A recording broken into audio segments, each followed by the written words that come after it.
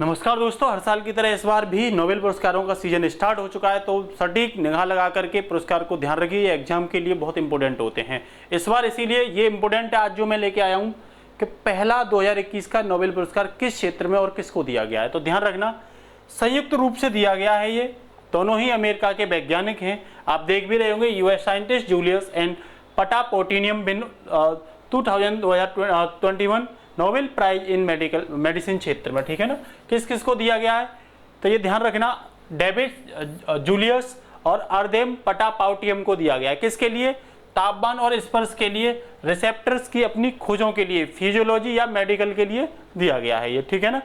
ध्यान रखना, ये बोल रहे हैं कि इससे हमें, इन्होंने जो खोज की है उससे हमें यह समझने की अनुमति दी है कि कैसे गर्मी, ठंड और यांत्रिक बल तंत्र का आवेगों को शुरू कर सकते हैं।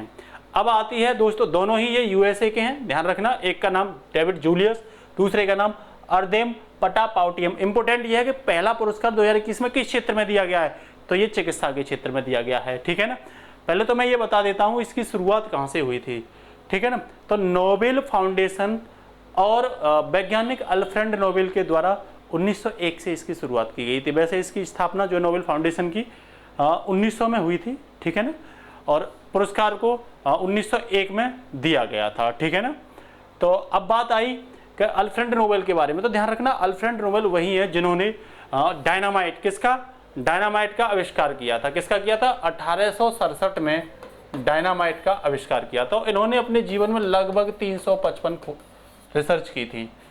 डायनामाइट एक विध्वंसक होता है, तो इससे लोगों ने हथियार बनाना स्टार्ट किया था। तो ये माना जाता था कि अल्फ्रेड नोबेल ने मानव जाति के नरसंहार के लिए ये काम किया, जबकि वो बहुत मेहनती साइंटिस्ट थे। उनको ये धक्का लगा और उन्होंने ये बोला कि मेरे मरने के बाद, ठीक है ना, जो भी मेरे ट्रस्ट का, मेरी संपत्ति है उसे ट्रस्ट में जमा कर दिया, और उस ट्रस्ट का पूरा पैसा, ब्याज का जो पैसा आएगा उससे 5 क्षेत्रों में, शुरू में 5 क्षेत्र थे इसमें, ध्यान रखना, शांति के क्षेत्र में, ठीक है ना, साहित्य के क्षेत्र में, ये याद रखना आप लोग, ठीक है ना, और इसके साथ साथ भौतिकी, ठीक है ना, और रसायन और चिकित्सा, ये 5 क्षेत्रों में शुरू में दिया जाता था, ठीक है ना।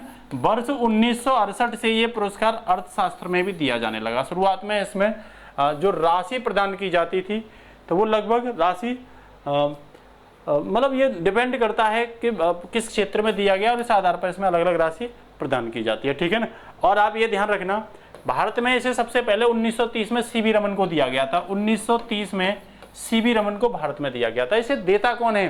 तो स्वीडिश बैंक इसे देती है। स्वीडिश एक संस्था है, ध्यान रखना, ये लिख भी रहा है, Swedish royal Swedish academy of science द्वारा ये पुरस्कार क्या किया जाता है, दिया जाता है। देखो इसकी राशि भी यहाँ दे रखी है, 10 मिलियन स्वीडिश क्राउन।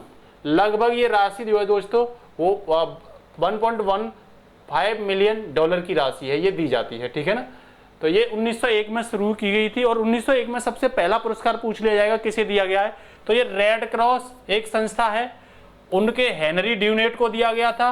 और एक फ्रांस की संस्था है फ्रेंच पीस सोसाइटी, इनके फ्रेडरिक पेसी, इनको संयुक्त रूप से ये पुरस्कार पहली बार दिया गया था 1901 में, ठीक है ना। तो ये भी आप क्या रखना, याद रखना इस चीज को, ठीक है ना। तो अब पुरस्कार आते रहेंगे और हम आपको इसकी जानकारी देते रहेंगे। आज के लिए इतना ही। थैंक यू दोस्तों।